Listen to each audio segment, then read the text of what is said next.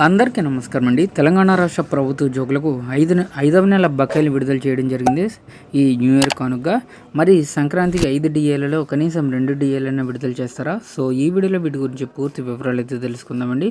So ముందుగా వీడియోని support చేసే ఉద్యోగులందరూ కూడా వీడియోని ఒక లైక్ చేసి బకాయిలన్నీ జమ కావాలని కోరుకుంటే ప్రతి ఒక్కరు వీడియోని అయితే షేర్ చేయండి. ఛానల్ని ఫస్ట్ మనకు విజిట్ చేసినట్లయితే తప్పనిసరిగా సబ్స్క్రైబ్ చేసుకోండి.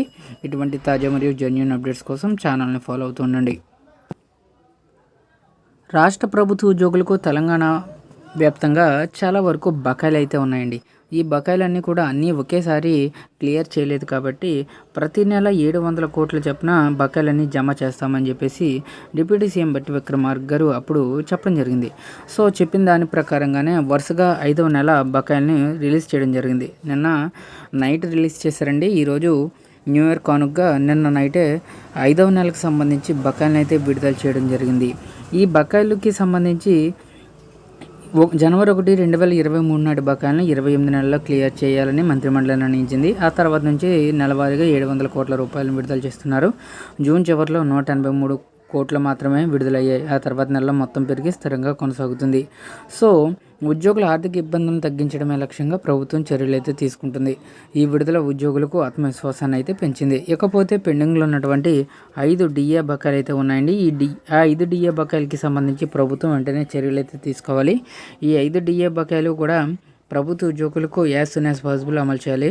సో ఇప్పుడు 2026 జనవరి నెల అయితే వచ్చేసిందండి. దీంతో మరొక డిఏ తెలంగాణ రాష్ట్ర ప్రభుత్వ ఉద్యోగులకు పెండింగ్లో యాడ్ అయినట్టే. మొత్తం 6 డిఏలు అయితే పెండింగ్లో ఉన్నాయండి. సో సంక్రాంతి పండుగ కానుకగానైనా ఈ పెండింగ్ డిఏల్లో కనీసం 2 డిఏలైనా రిలీజ్ చేయాలని చెప్పేసి అడుగుతున్నారు. ఇకపోతే పీఆర్సీ కమిటీ తన యొక్క పనిని పూర్తి చేయడం జరిగింది.